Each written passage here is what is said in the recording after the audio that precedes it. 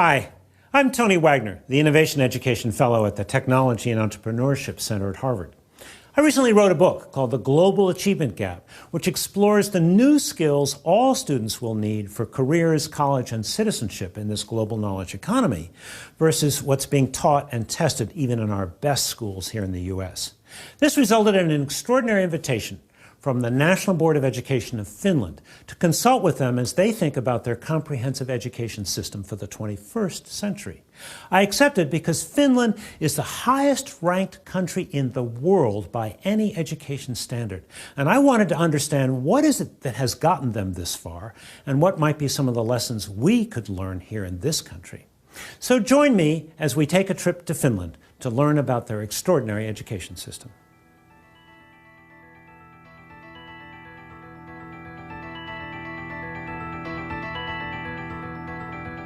The question that is oftentimes asked when we get visitors from other countries to Finland, why are Finnish students successful? In Finland, families value education. They think that it's important.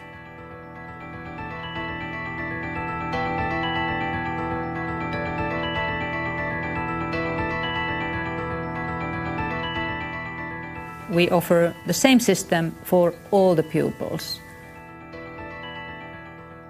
No matter what their social background is, no matter what their parents do, and so on. So everybody gets the same, similar education. We have a consensus about what we want young Finns to be after. We want to provide a broad citizenship for every Finn.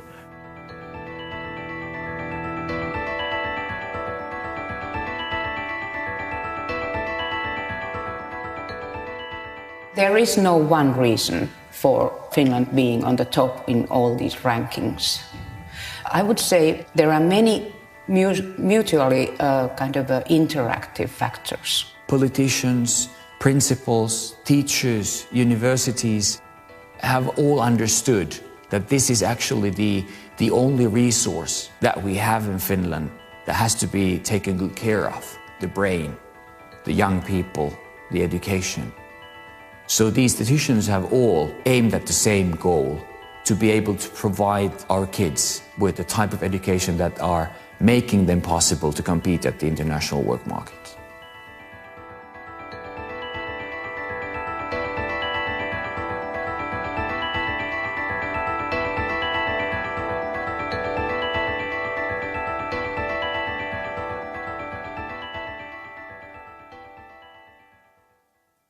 So how do you go about understanding a country's education system?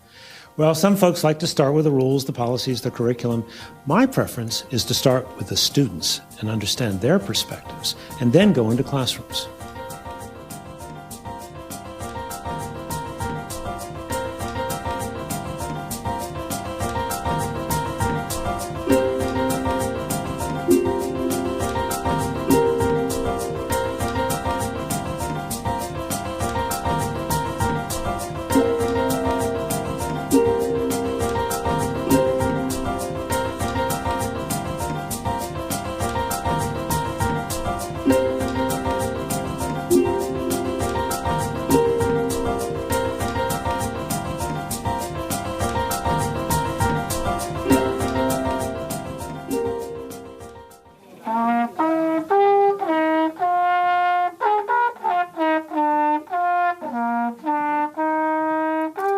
While we were in Sippo, I visited an elementary school, grades 1 through 6.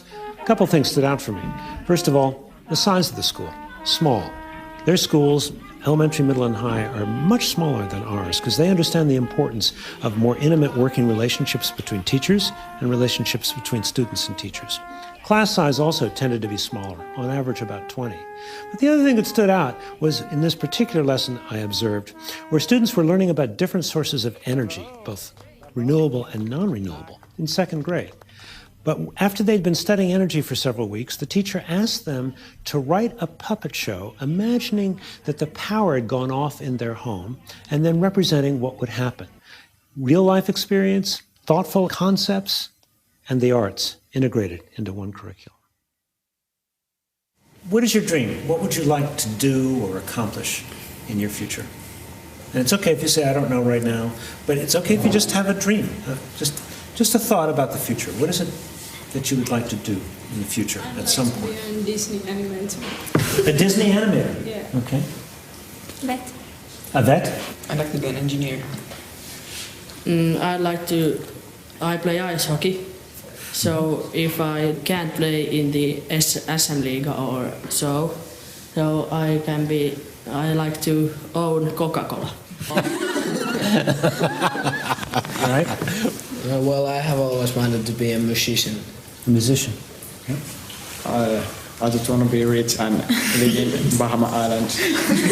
So, I don't really know, but maybe a teacher. It would be cool to act or do some other things with movies and so on. Or to be, tietääkö joku mikä on nuoriso- ja vapaa-ajan ohjaaja? A youth leader. a youth leader. Okay. Psychologist. Psychologist. Good. As you imagine your future as an adult and growing up, do you believe you want to have more than what you've got now? The same? Less? Your thoughts? I think the same would be because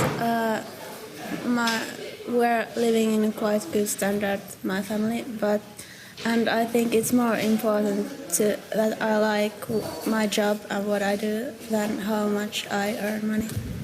I agree. It doesn't matter that much how much money you have. It's like not that big deal. But as much as you need money. It's more important to me to love the things that I do than have the money.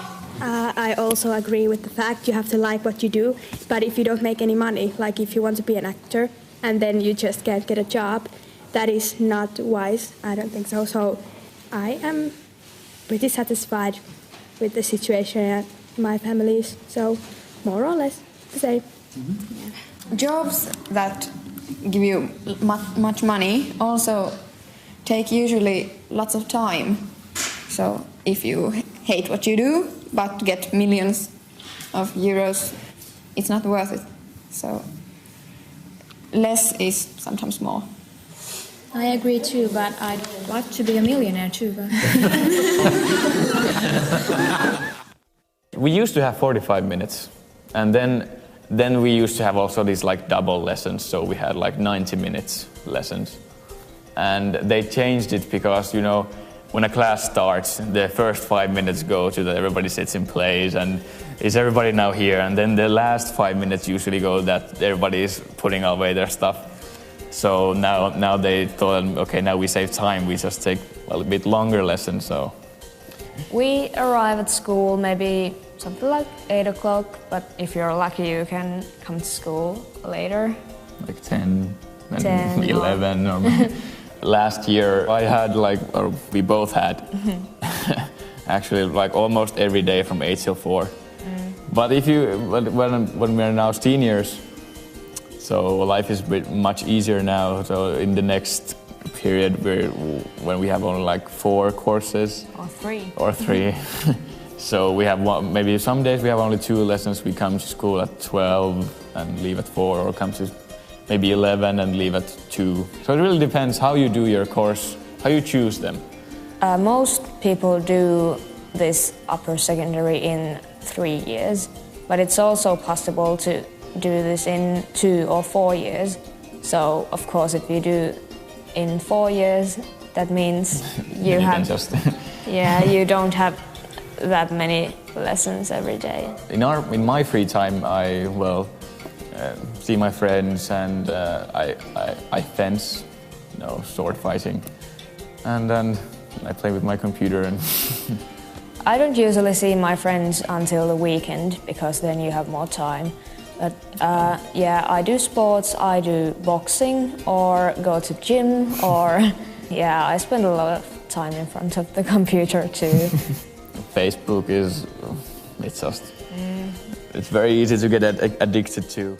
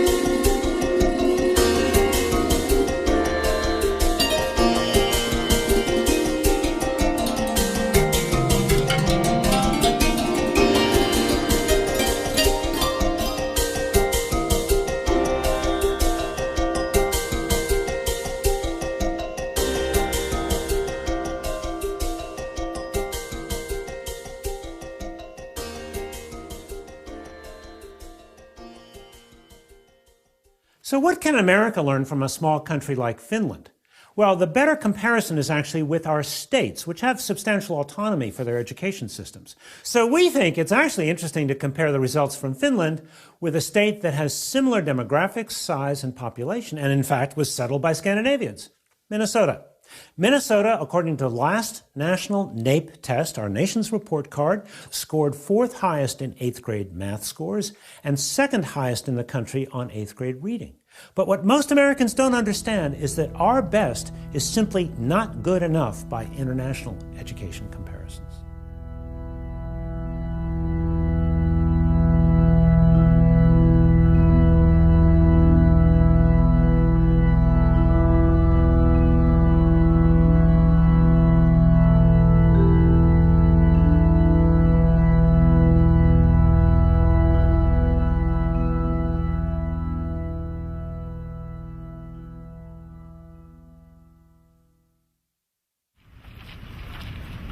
So we're here to visit a Finnish school which is connected to the university that does teacher training. So what we expect to see are regular academic classes being taught by teachers who are also training student teachers. Here what we have is the lesson plan for the math class we're about to go visit with Johannes. And he outlines for us what was done in the previous lesson, which was the discovery of the Pythagorean theorem, which he just described to us. Now what we're going to apparently see is some oral calculation, proof of theorem, checking homework, how to calculate legs, that'll be interesting, written examples, individual practice, a short test of taught matter, and finally homework and self-evaluation. And it's a 75-minute class, so we're off to learn some math this morning. Mikä luku sopii x:n paikalle? X-potenssiin 2 on 64. This is a normal 8th grade math class, not tracked, not advanced. And yesterday this 8th grade class was discovering the Pythagorean theorem. So in some respects this is a fairly traditional class, teacher at the front of the room, kids facing the board. But one thing that's quite different is the fact that it's the kids doing the problems at the board, not the teacher. So that's the teacher's way of really trying to understand what these kids know and what they don't know. It's a dramatically better way of testing their thinking than just sort of collecting homework and grading it. Behind us, there are 7 student teachers who are observing this lesson as a part of their basic training. They are required to observe a large number of lessons, and not only just observe them, but then go back and in small groups critique and discuss those lessons. Oikeastaan we have very little testing, perhaps, you know. Yes. We don't have practically any testing until the end of the high school. Yeah, the matriculation exam. Yes. The more relaxed atmosphere that characterizes classrooms now seems to facilitate and improve learning and student motivation. We try to all the time say that it's up to you that you learn. Yes. And this is good for your future and it's fun to learn. So what did students have to do? You wanted them to understand this theorem. I wanted them to discover the theorem. To discover it. Discover the theorem. Well, that's a really important distinction, isn't it? Yes. The emphasis is not so much on mechanical performance, but on using math in concrete situations and sort of understanding the math. Mm-hmm. Our school system is very much oriented toward this kind of understanding and reading and also some problem solving and this kind of things. Mm-hmm. Teachers have always been revered in Finland. In the villages, they were the wise elders that people went to for advice and so on. But what is particularly striking about the Finnish story is how they have changed the nature of teaching. Teachers are no longer assembly line workers. Page 87 by October 5 in the textbook. They have become knowledge workers working collaboratively, thinking of their classroom as their laboratory for continuous innovation, trying to understand how to ensure that all students achieve at very, very high levels. Teachers are the ones who facilitate students to create, to do knowledge work together. And this kind of a knowledge co-creation happens in these learning environments. Today, teachers in Finland lead this kind of a multi-professional work together with those who work in libraries, science centers, museums. If you want to become a teacher, you have to do pretty well, and also you have to have pretty high marks, high grades, to be able to enter the university. And if you do well, then you might be accepted. Not everybody who succeeds really well and has good grades, they are not automatically accepted. In a lot of countries, teaching is something that those people who can't get other jobs do. But in Finland, it's a job where people apply to the teacher education and to be teachers. So it's an esteemed profession. Young people in Finland, they want to be teachers. And we get very competent teacher students. We have 5-year study programs for all teachers, both class teachers and subject teachers. Subject teachers, they major in their subject, and class teachers, they major in educational studies. So it's 3 years of bachelor's and 2 years of master's. I've been a student. It's quite rare that all teachers have the university master's degree. Yeah. I think most countries don't have that. It's probably one factor. The main reasons for our success, I would say, that it's teacher education, that we're able that we have teachers that all have masters. We call it a research-based teacher education. And it means that it's much more important to learn to think pedagogically and be a reflective, inquiry-oriented teacher. Even if you do extremely well in both your matriculation examination and have good grades in your report card, you cannot just walk in. So you have to do well also in the entrance examination. And for that you have to study quite a lot, I'm afraid, because the percentage who manage to start their studies at the university, that's quite low in Finland. We have much more applicants than what we can take in. So teachers' profession is very, very highly appreciated here in Finland. This year there were 1,600 applicants, and we could take in only 10% of those people. But if you manage to get into the university, so you start your subject studies, they have to have a degree in these subjects that they teach. They have lessons, they have tutorials, they have small group discussions at the university. Then they sit down with the supervising teacher, and then we actually start planning the lesson or lessons. They write a lesson plan. Usually they plan their own teaching. We discuss it, and then they make the changes. They send it back to me again, and then they give their lesson. After that we have a quick feedback session with the students who have also been observing the class. These feedback sessions, they are very, very important. Actually, it takes a lot more time to actually fulfill one lesson. So it means that the students we get in, they are very motivated and they are very, very well educated when they come in. So they are very high quality students.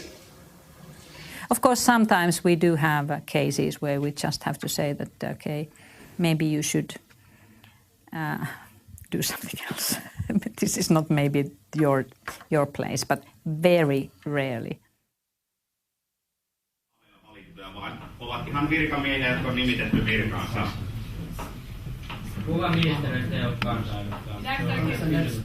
The beginning of the class is used as either warm up or cool down. The teachers talk about it in different ways, but it's a way of relaxing the kids and also engaging them. I'm also struck by the fact that this teacher has never seen this group of kids before, but his rapport and his interaction with them is just wonderful. Lively, interesting, fun, but also very academically demanding.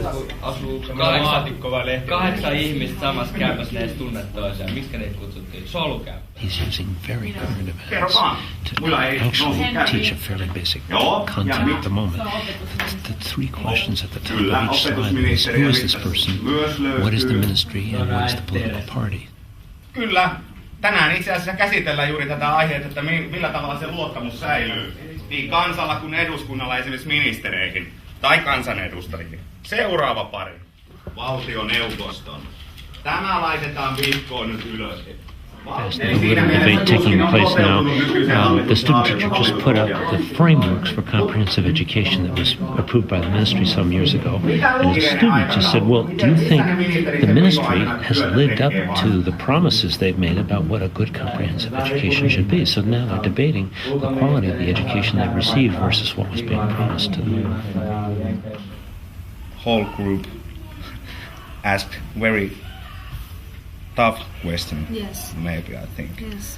But fortunately, you have very good knowledge of the subject. Not once you were lost.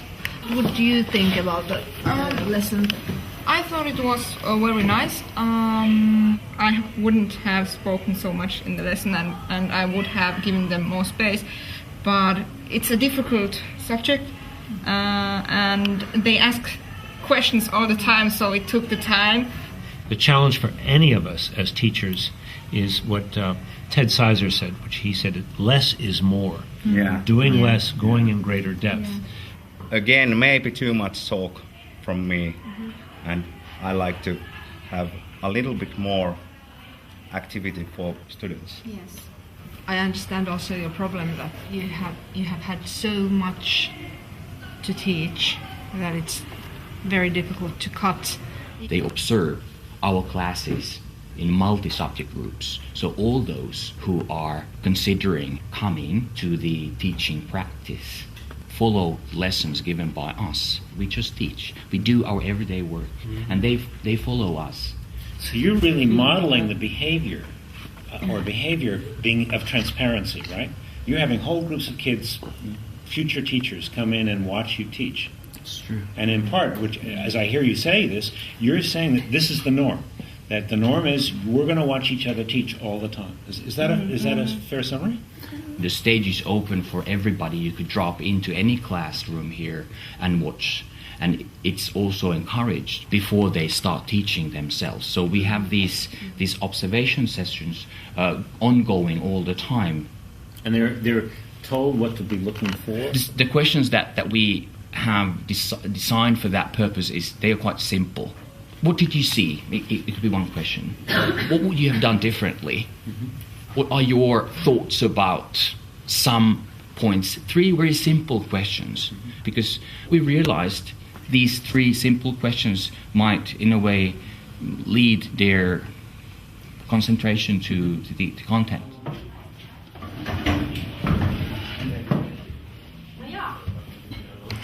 So this is a Swedish class. It's been taught entirely in Swedish, and this is a student teacher who is giving a formal lesson that was co-constructed, put together with the master teacher who is observing here in the back, along with several other student teachers.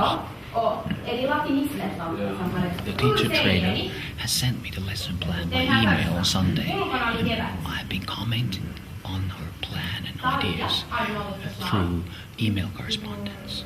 And she's been reviewing it and sending it back to me.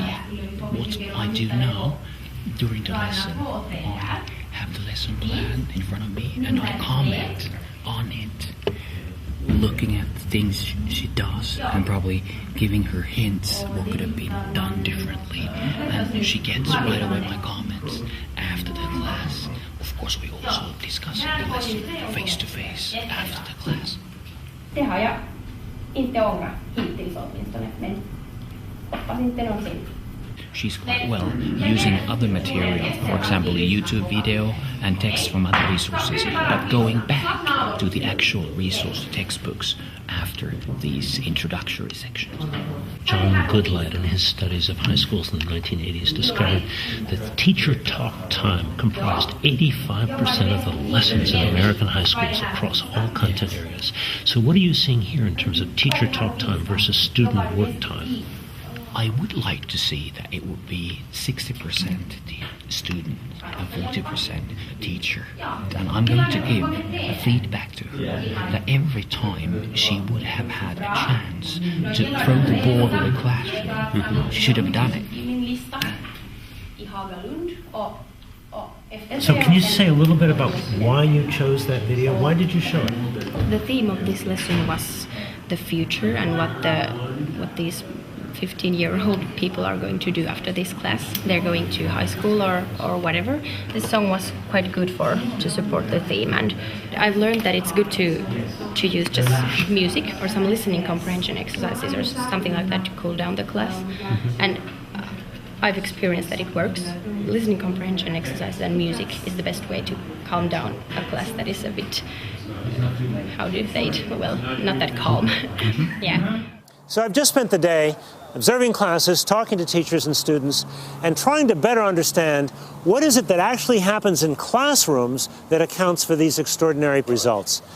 Several things we observed that were in common to all of these classes. These classes really focused on teaching students how to think, giving students a sense of being able to really actively engage in their learning, not penalizing mistakes.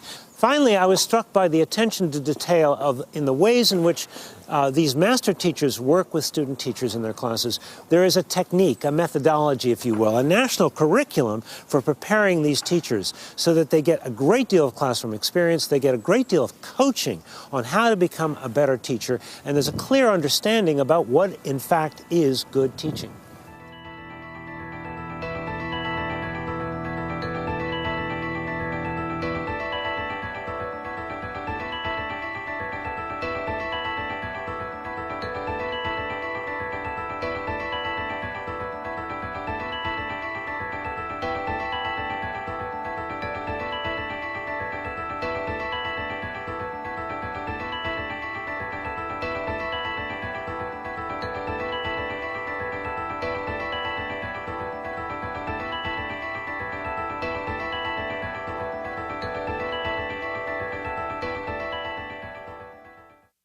In Finland, we have got a high living standard, and almost everybody can travel and have houses, and it's enough. It was very satisfied for me to hear from my daughter that she doesn't want anything more. So I think it's good to have this and spend time to things that you like to do with people you love. We've had a chance to explore what Finnish students do in the classroom, but what do they do after school? Well, a 9th grade girl and her mother were kind enough to invite me into their homes so that I could better understand how they spend their free time and their parents' perspectives on their children's work. Yeah. So, you come home, how much homework do you typically have to do? We don't have that You much don't homework. have that much homework. Yeah. And you're in 9th grade? Yeah. So do you expect when you go to upper secondary you'll have more homework? Do you hear from students there? I guess. Yeah. How much? So how much do you do now? Do you do some every day or not even every day? No. Not even every day. Not even every day. And so how many hours a week would you say? 3 hours a week? 3 or 4 hours a week? Yeah, but Finnish education system, way outperforming every other country. How do you understand that as both a teacher and a parent? a big part of it is that we take care of those children that are not doing so well at school. So we have got very qualified special education. Early interventions, we hear. Yes, we try to find out what's the problem behind the learning problems, because often it's something that we can avoid by teaching in different way. So here is our class. So we had a thema day in school. What was the theme? We are mafia family. I kind of guessed. Yeah. So also homework. I'm not concerned about that at all. I've always known that they do their homework. I never check if they do You don't have to check. You don't. No. Do you even ask what's your homework, or how much homework do you have this week? No. None of that. Sometimes when I try to be a good mom. I had a chance to visit some schools while I was in Finland. The Sippo school was especially interesting. We spent some time in elementary classes, but then we went over to the high school. Now, high school there is grades 10 through 12, and what is particularly interesting about what they call their upper secondary is that students have a choice between a more academic track or a vocational track. About 40%, 45% choose the non-academic technical track, because they know that's going to prepare them for a good job right out of high school. There's a respect and a dignity about all work in Finland. And what matters most is the skillfulness and intelligence you bring to whatever job you may have. A long time ago, I went to the technical university, and I studied electrical engineering and electronics. And after that, I have been working at different companies for 30 years. I wanted to decrease the stress level because I was a technical director in a company, and this is how I did it. I started to teach something I have learned. One big finding was that experts don't know how people learn, because there are many different understandings. So I'm trying to understand how it really happens in practice. So, yeah. What I like in teaching is many things. This is demanding, a lot of challenges. You can see the results. You have long summer vacations. What else you need? In practice, all students here may also select courses from the academic side. It's possible also in the opposite way, even though not many are doing that. Directly after basic education, young Finns go to, about 45% go to vocational education and training. About 50% go to upper secondary general schools. The balance between vocational education and training sector and upper secondary general sector is very good for Finland, and we set a policy target a decade ago for us that we should actually have more balanced situation in Finland. Reasons behind it, there must be actually developments of vocational education and training sector. However, there isn't any dead ends nowadays. We have actually made our education system so flexible that actually you can continue studies after vocational education and training at universities, or you can actually come back to general education if you want to. So it's very open nowadays. In American schools, technology is primarily introduced as an aid for the teacher's presentations, whiteboards, PowerPoints, and so on. But in Finland, the emphasis is much more on the students using the technology for their learning. How long have you been teaching here in the upper secondary? 26 years. Oh, just starting then? Yeah, in that same school. Yes? 26 years. That's yes. a long time. Yeah.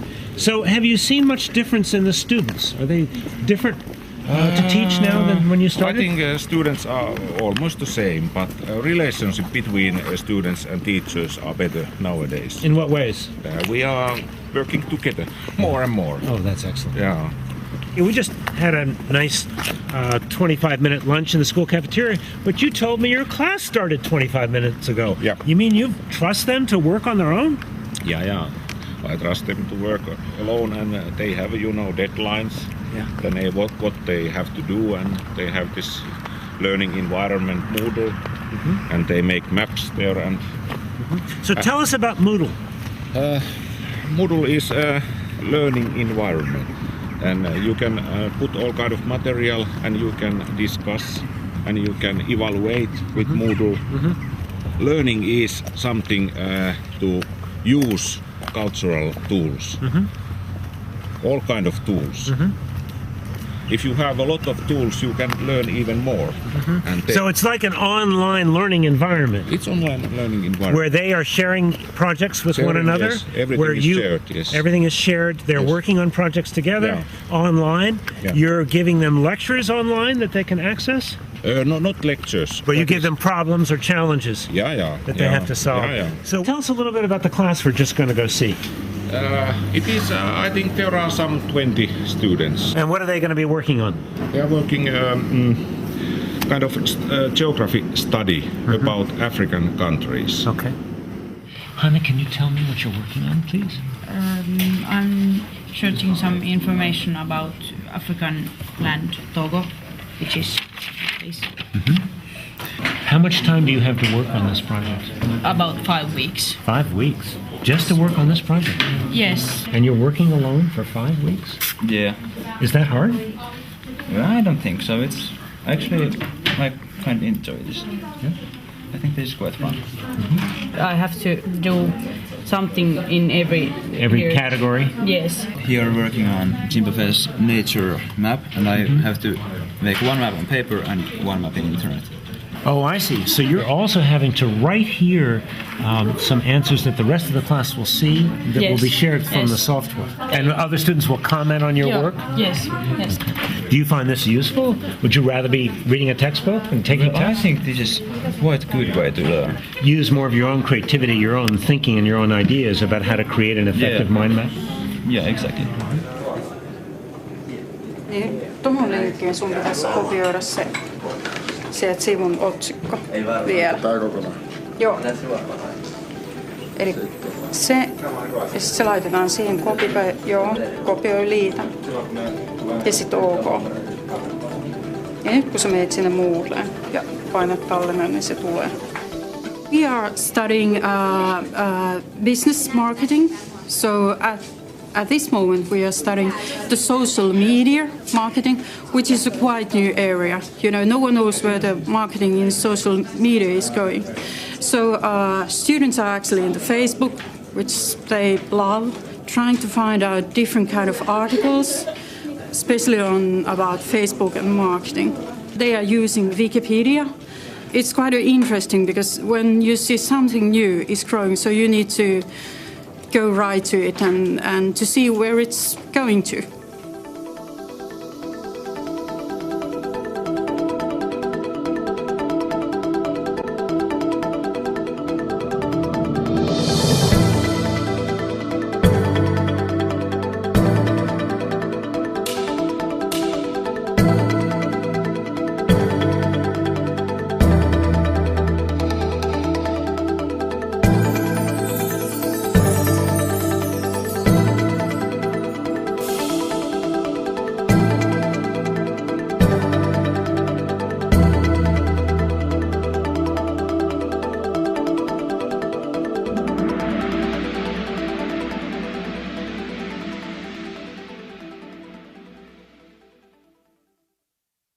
Innovation and entrepreneurship education came into our curricula 15 years ago approximately.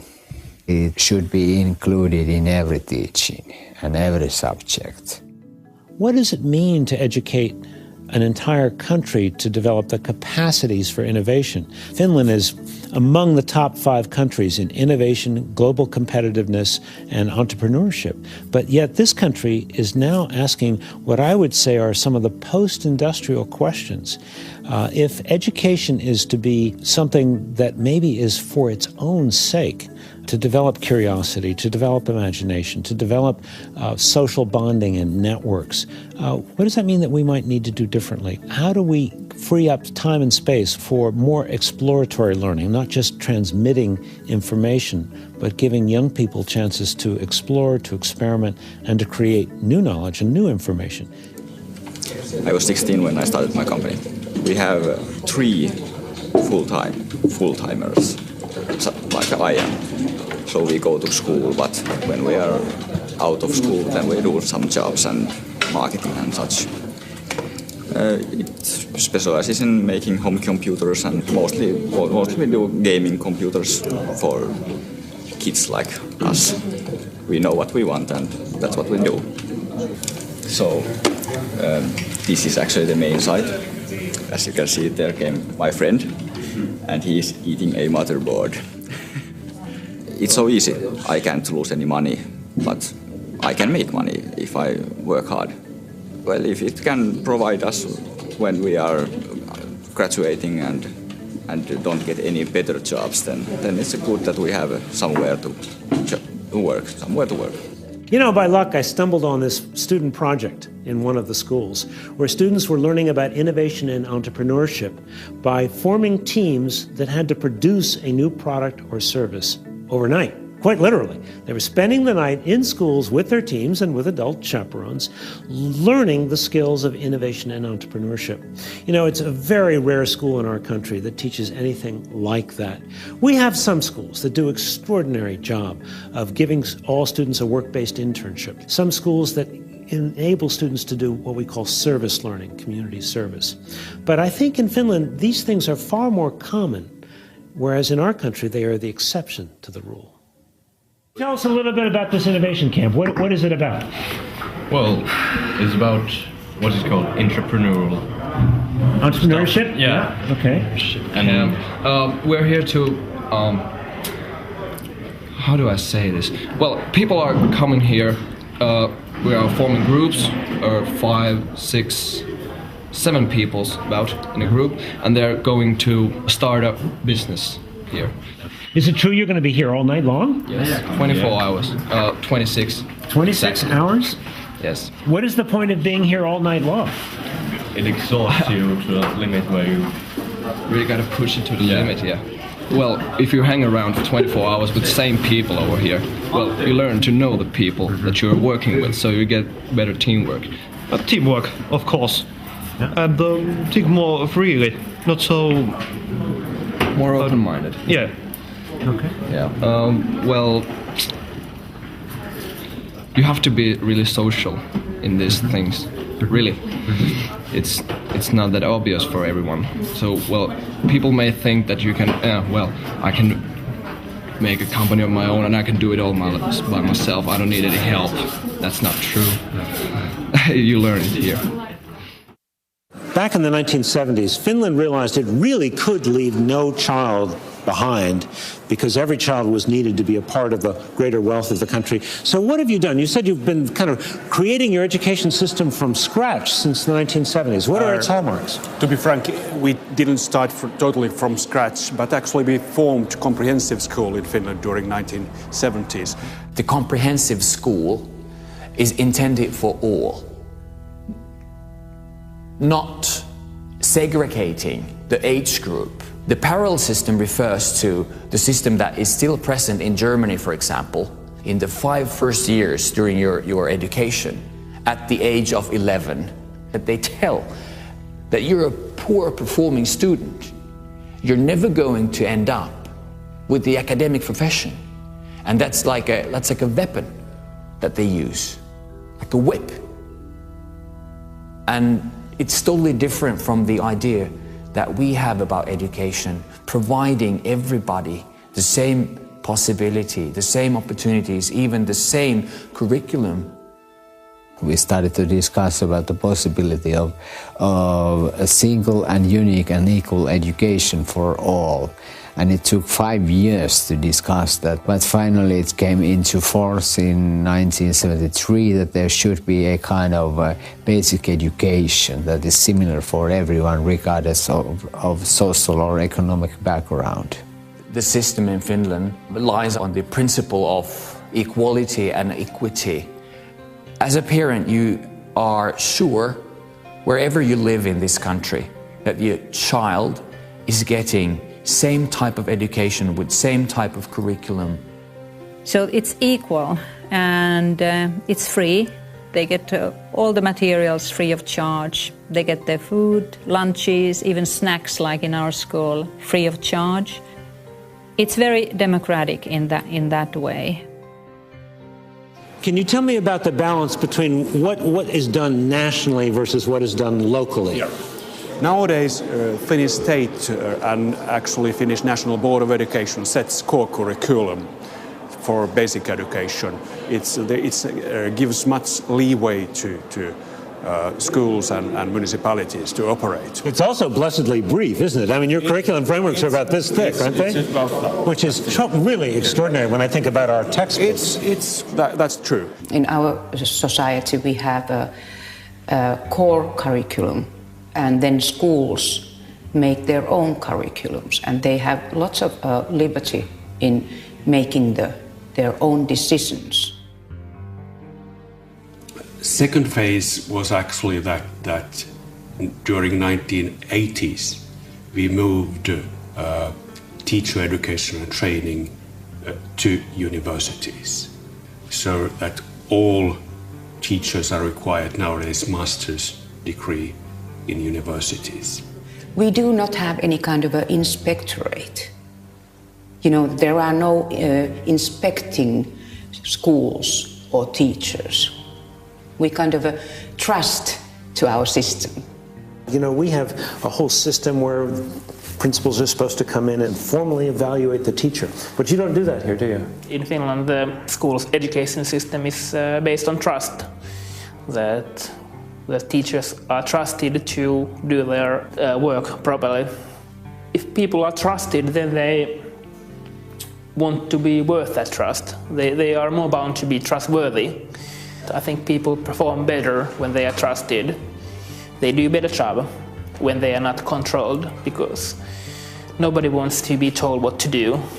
So there is a huge trust to all levels in this educational system we have.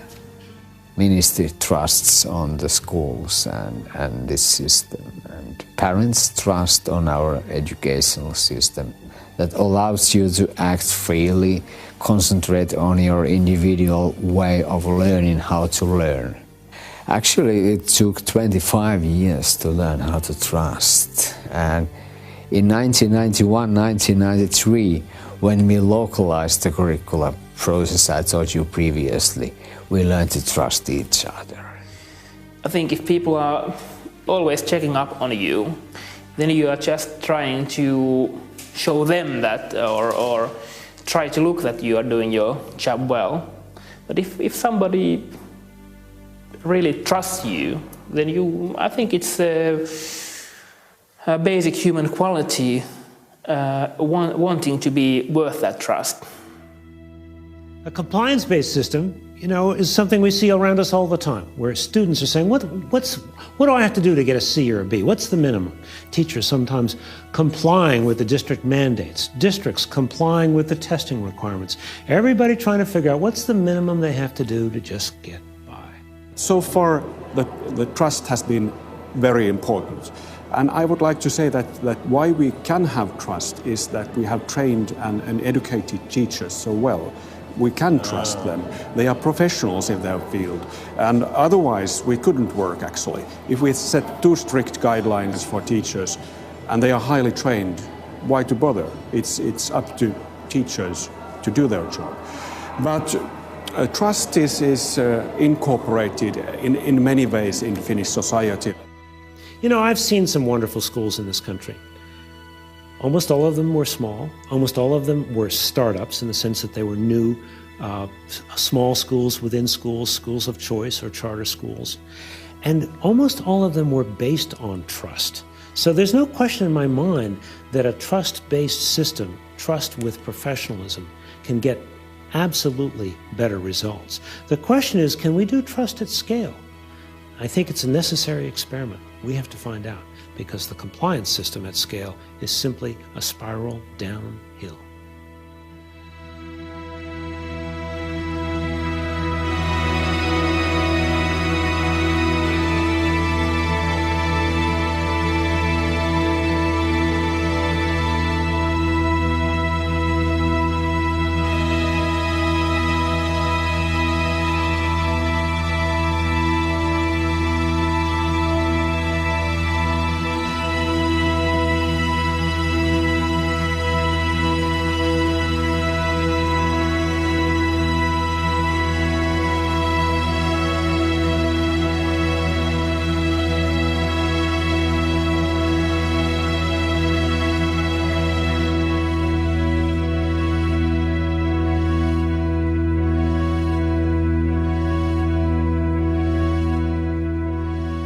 I went to Finland as a guest of the National Board of Education, who was sponsoring, along with the Finnish Ministry of Education, a conference called Education 2020. And they had invited some of the leading policymakers, educators, and so on to come and really talk about how the comprehensive education goals may need to be shifted or changed in the coming years for all students in Finland. So the question we might ask ourselves is, how do we talk about education in a way that's not punitive and in a way that's future-oriented and in a way that grounds the conversation in the experiences and in the needs of young people themselves, as well as in our economy and in our democracy. So tell me about this 2020 conference. You're here today to talk about education in 2020. You're already the best in the world. What are you worrying about? Why are you thinking about 2020? Although PISA tables say that we are topping many of the PISA studies, our national evaluations show that we have areas where we need to go further. For example, writing skills, communication skills. But to be more profound, it is about education itself. What are the outcomes of education? And there we have to bear in mind that we have been too strictly academic so far. So it's not enough to memorize things. We should actually learn how we use the knowledge. It's not distinction between 21st century skills or academic skills. We need both. And we don't want to abandon the good situation we have in academic skill area. No, that's definitely true. It's much more important to learn to think than to learn to repeat some basic subject matter things. Family values are important, education is important, reading is important. It's important to understand reasons behind things. Concentrate, read, dream, talk, understand, reason, find solutions yourself. Finnish education is still too subject-oriented. We should actually highlight thinking skills, collaborational skills, that kind of skills which are more higher order. As we think about what has to happen in this country, it's not just changing what's taught and how things are taught, but really reshaping the teaching profession. And it's not about money. It's about teachers thinking of themselves as knowledge workers, teachers understanding that they have to be innovators in the classroom every single day as they think about bringing all students to high levels of attainment.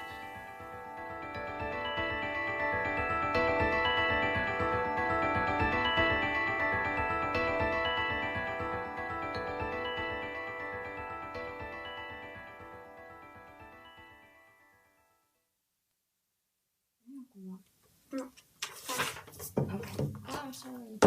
Yeah, I don't know her play this like good, but yeah, she's good. No.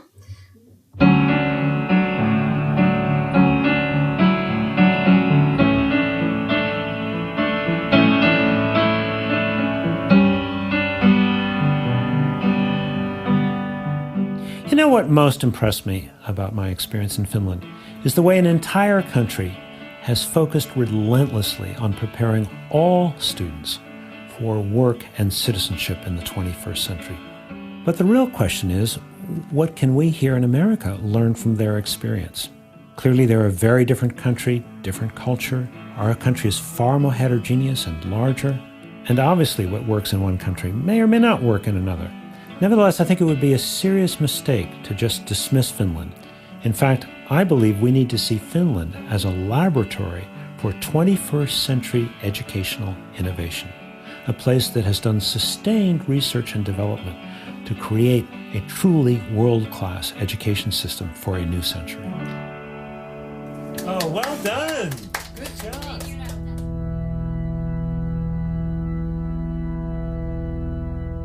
One of the most important lessons from Finland is that the business of school is learning, period. It's not sports, nor is it even extracurriculars. Nothing interrupts the learning process in classrooms.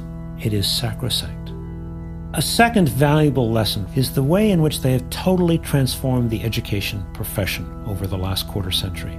Very high standards for admission into schools of education, so only the very top students become teachers.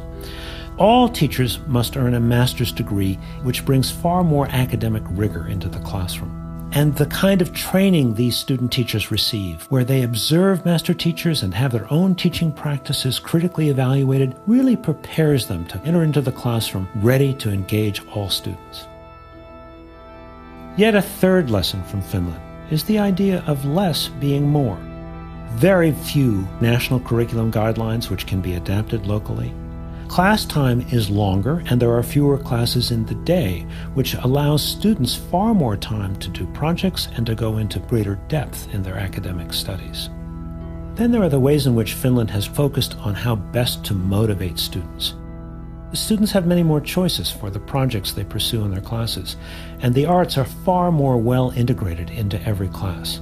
But perhaps most important, by developing a very comprehensive vocational education system at the high school level, which prepares students for jobs immediately out of high school. I have to wonder that if we gave every student the choice of a high-caliber vocational education system in every high school in America, might we not be able to significantly reduce our epidemic dropout rate? But what I found most surprising of all is the way in which the Finnish education system is built upon trust. The ministry trusts the municipalities to adapt and adopt the national curriculum as needed. The municipalities trust the teachers and the schools to do what's right. The teachers even trust the students to use their time wisely and to use the internet and other technologies responsibly. Of course, trust doesn't happen overnight. The Finns began with developing a real consensus about the importance of education and the purpose of education. This consensus has enabled Finns to work far more collaboratively and cooperatively to prepare all of their children for a rich and satisfying and productive life in the new global knowledge economy. So is there anything Finland might learn from some of America's best education practices? Actually, I think there is. In the best schools that I've seen in this country, students have digital portfolios and publish their work. Teachers videotape their own and one another's lessons, leading to a kind of transparency for all students and teachers in learning and teaching. So, of course, we have some wonderful teachers in extraordinary schools here in America. But what was so inspiring about Finland is the way in which they are doing this kind of high level of education for every single student in the country. For me, this is the Finland phenomenon.